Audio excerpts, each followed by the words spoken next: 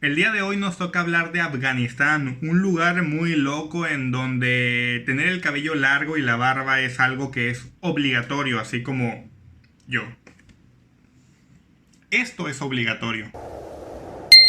Ya te vi, Homero, es muy bonito. No es como que sea un lujo y digas, ay, no voy a dejar la barba larga y el cabello largo porque le voy a usar a todas las tipas de la ciudad. No, acá se usa porque son normas religiosas y si no lo haces te dan cuello.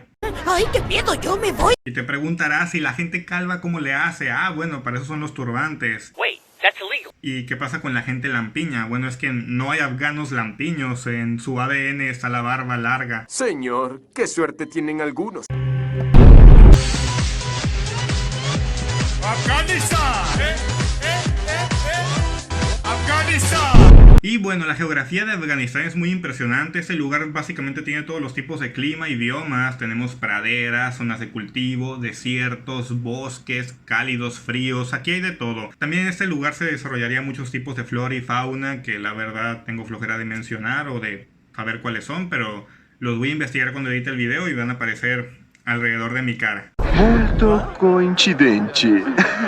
¿Quiénes son los primeros habitantes de Afganistán? Porque para entender la arquitectura de un pueblo hay que ver lo más importante que en todos los pinches videos digo: la etnia del lugar. Los primeros habitantes de Afganistán posiblemente fueron los Burushaski, bueno, al menos sus ancestros, que vivían aquí en el Paleolítico. Luego llegarían los pueblos iraníes para el 2200 a.C., que provenían exactamente de la cultura bactriana magyara en la actual Asia Central. De aquí descenderían numerosos pueblos tradicionales de orígenes indoeuropeos llamados los védicos, que son los ancestros de los hindús del norte, sí, los hindús blancos. Tenemos, por ejemplo, los actuales pueblos dárdicos como los chitralis, los kohistanis, los kom, los kowaris, los torwalis y un montón de cosas que terminan en alis y se asentarían por todo Afganistán y el norte de Pakistán desde épocas muy antiguas. Todos estos pueblos dárdicos profesarían un tipo de religión védica muy antigua que se podría decir que es paganismo y que está relacionado con la mitología hindú. En esta época muy primitiva, los kalashas empezarían a desarrollar su arquitectura. Los ejemplos que voy a mostrar pues son en la actualidad, porque los kalashas como que no han modificado su tipo de construcción. Sus columnas tienen diferentes tipos de tallas que representan desde frutas, animales, símbolos, plantas. Suelen usar casas de piedra intermitentes con madera. La madera la suelen poner para recubrir los muros de piedra y apisonarlos. Eso sirve para que no colapsen, debido a que no suelen usar ningún tipo de mortero o aglutinante. Desde el periodo calcolítico, los iraníes orientales empezarían a hacer numerosas ciudadelas y complejos amurallados para defenderse de otros pueblos invasores. Aquí se desarrollarían numerosas tribus iraníes de la área oriental, como los arianos, los aranji, los arashosia, los bactrianos. También se desarrollarían los sogdianos en la actual Tayikistán, Uzbekistán y Kirguistán, así como los nuristanis en un pequeño valle llamado Kunar, en donde empezarían a desarrollar un tipo de arquitectura, a pesar de ser primitiva, con unas técnicas muy avanzadas de resistencia, como muros entramados hechos de madera y de piedra. También solían tener celosías de maderas, relieves de cabras y arcos adintelados en el interior. Los pueblos nuristaníes desde la antigüedad y aún en la actualidad siguen profesando un tipo de mitología iraní, en donde suelen hacer tallas complejas de guardianes a caballo en diferentes partes de sus ciudades. Sus ciudades suelen estar en montañas. Este es el lugar en donde se originó la mota por primera vez hace miles de años, en las montañas del Indo Kush entre Afganistán y Pakistán.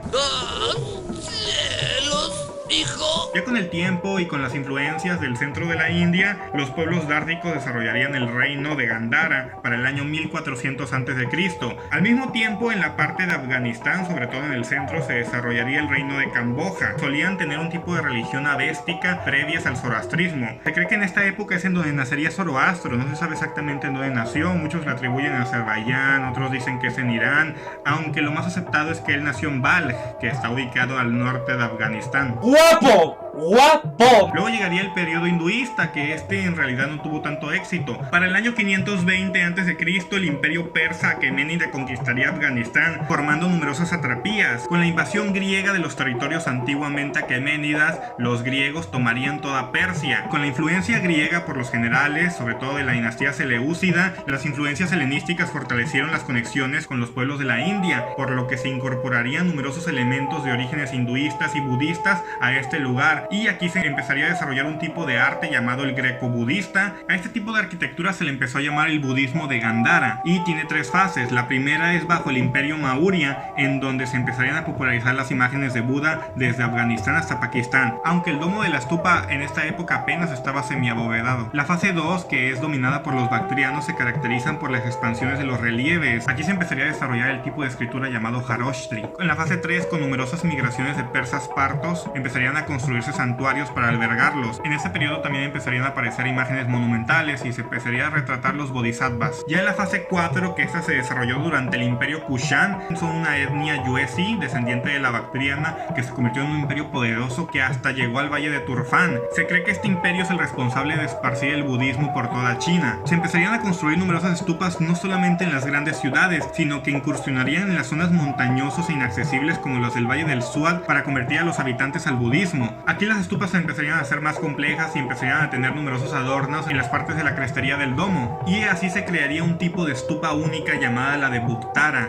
que es única del valle del Gandhara y se esparcería también por Afganistán. Así que por si pensabas que el budismo era algo exclusivo de la gente chinita, pues no, también el budismo, es más, el primer budismo era para la gente caucásica. Bueno, al menos a los caucásicos de Afganistán les tocó profesar el budismo en una época en donde ningún asiático lo conocía. Entre el siglo 3 y 4 después de Cristo, los kushanos y todo Afganistán sería conquistado por el imperio persa sasánida y obligó a los kushanos a convertirse al zoroastrismo. Se intentaron disfrazar las estupas budistas de templos zoroastrianos, pero esto no funcionó y la mayoría fueron destruidas en esta época. Posteriormente, cuando los kushanos se independizarían, volverían a restaurarlas. Así que vamos a empezar con la parte sogdiana de este video, que vendría siendo Tayikistán, Badakhshan, el norte de Pakistán y el corredor de Waki. La arquitectura sogdiana se desarrollaría desde el siglo 3 después de Cristo, basando completamente su ideología en el zoroastrismo. La mayor parte de la arquitectura sogdiana estaba basada en la persa sasánida, con numerosas columnas revestidas en todo el complejo, solo que para adaptarlas al clima tendrían que ser techos empinados a dos aguas, debido a que este lugar es jodidamente frío y suele nevar constantemente, a la vez que el calor es muy seco. Esta arquitectura también suele poseer cornisas muy pronunciadas en los cuales se suelen decorar y pintar. A la vez empezarían a incorporar cúpulas de madera en las áreas centrales de los templos. Los templos sogdianos solían tener una gran bóveda en el centro, en donde sería el salón de recepción. También se habían incluido pilastras y en la primera etapa solían tener esculturas de diferentes divinidades. Ya en la segunda etapa, con el zoroastrismo, se prohibirían. La habitación solía estar sellada desde la parte de arriba con un techo abovedado y la superficie había sido decorada con tallas de madera. Las paredes de las casas de las clases nobles solían estar pintadas. Usaban un tipo de piedra llamado lapislázuli que se encuentra a montones en esta región. La mayoría de los murales eran narrativos en donde contaban diferentes experiencias en los viajes hacia China, haciendo numerosas pinturas. Son famosas las de Afrasiab y las de Panjikent. En este lugar, debido a la altitud, se tenía la necesidad de tener luz solar, debido a que están en los montes Pamiríes, por lo que crearían unas bóvedas para la captación de luz. Eso también tiene una explicación en la cosmología zoroastriana, debido a que aquí conectaban el cielo, la tierra, el agua y el fuego, que son los elementos sagrados. En esta época en Afganistán se empezaría a desarrollar un tipo de técnica llamada avatar, que los sogdianos perfeccionarían haciendo un tabique de madera intermitente con un muro de piedra. Para el siglo 8 después de Cristo, los árabes invadirían esta región, llamándola el Tokaristán, en donde la mayoría de los principados sogdianos fueron destruidos, aunque la población continuaría siendo zoroastriana. El pueblo que heredaría esta arquitectura son los pamiríes. Si vemos la arquitectura pamirí, es básicamente ver la arquitectura renacida de los sogdianos. Viven tanto en Tayikistán como en el corredor de Waki, ubicado en Badakhshan, en el país de Afganistán. Con la llegada del Islam, los pamiríes empezarían a incorporar techos cerrados, a la vez que hacían pinturas geométricas en las columnas exteriores de los edificios. Con las influencias árabes reemplazarían las pinturas y frescos de lapislázuli que usaban los sogdianos por alfombras. El techo zoroastriano se conservaría y se le agregaría un lucernario. En la actualidad se le suele usar vidrio para cubrirlo. A este lucernario zoroastriano se le suele llamar en pamirí chorkona. Existen 5 tipos de pilares diferentes en la arquitectura pamirí que suelen estar ligados con la tradición zoroastriana de los elementos. Hay una región llamada el Taxkurgan que se ubica actualmente en el país de China, pero esta región jamás ha sido de los chinos, siempre ha sido de los tayikos, o sea,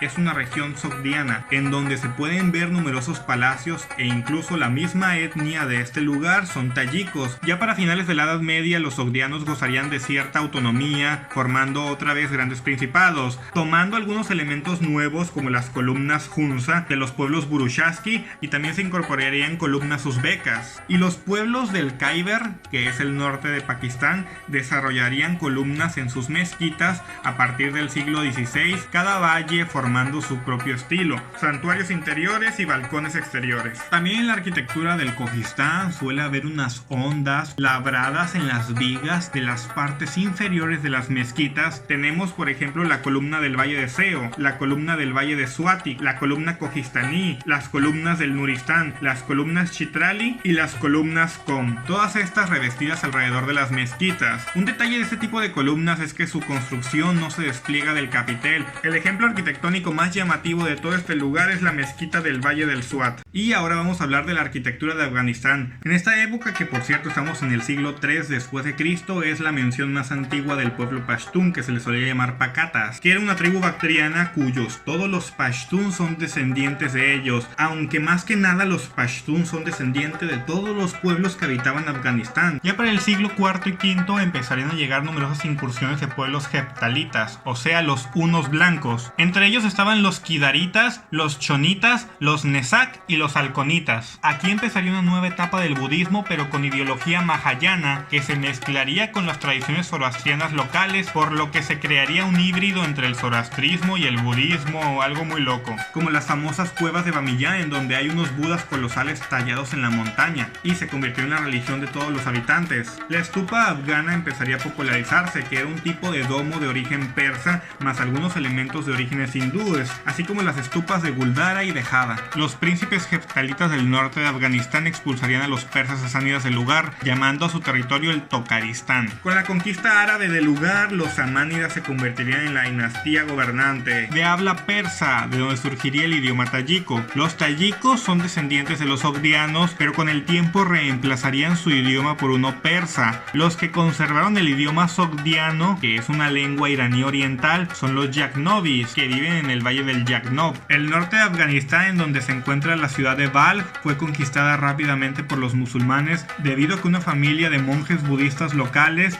que son los Barmáquidas, se convirtieron al Islam e influyeron sobre la población de convertirse. Pero esto no pasó en el sur de Afganistán, en donde los pashtún le tenían alta fe al budismo. Ya en el siglo 7, 8 y 9, Afganistán sería conocida como Zabulistán, que era reinada por una dinastía pashtún local llamada los Sunbils, que solían adorar un tipo de deidad solar muy antigua de orígenes indoiraníes llamado Sun, mientras que la dinastía Lavik profesaba el budismo. Pero estos serían derrocados por una dinastía que se convirtió al Islam, que venía del Sistán, que son los Safáridas. En esta época, al norte de Afganistán, una dinastía de origen huno se alzaría, que son los Turchagis, y empezarían a construir y a continuar la arquitectura de la capital de Gandhara, Taxila. Un siglo después, una dinastía de Kabul derrocaría a los Turchagis. Estos son los Hindushagis. Su nombre deriva de que ellos profesaban el hinduismo y construirían numerosos templos en Gandhara, creando un nuevo subestilo hindú llamado el Gandhar Nagara, que consta de numerosos templos con influencias zoroastrianas, sobre todo en forma de torre. Tenemos por ejemplo el templo de Am y el de Kafia Kot, construidos entre el siglo IX y el siglo X. Los Patola Shahis, una dinastía del Gilgit, intentaría conquistar el norte de Pakistán y la tomaría durante un tiempo, pero fueron expulsados por los Turshahis. Todos estos reinos llegarían a su fin con la conquista violenta de los Ghaznavidas, que profesaban el Islam y tenían una intolerancia por cualquier otra religión. Ellos empezarían a construir dos minaretes muy llamativos con influencias incluso budistas y musulmanas. Hechos de ladrillos de barro cocido, poseen numerosos versos coránicos y a la vez que tienen tejados de madera. Una dinastía local de origen pashtún llamado los Gúridas, de fe budista, se alzaría contra ellos. Ellos originalmente preservaban las estupas budistas que aún quedaban en pie con la conquista gaznávida. La más famosa y de donde estaba su capital es la estupa de Mes Anjak. Amir Suri conquistaría casi todo Afganistán y promulgaría el budismo. Fue hasta que su hijo Muhammad ibn Suri se cambió al Islam y los Gúridas se convirtieron en musulmanes y empezaron a destruir los templos budistas que profesaban sus ancestros. Permitiste que ese Lord Oscuro te manipulara hasta que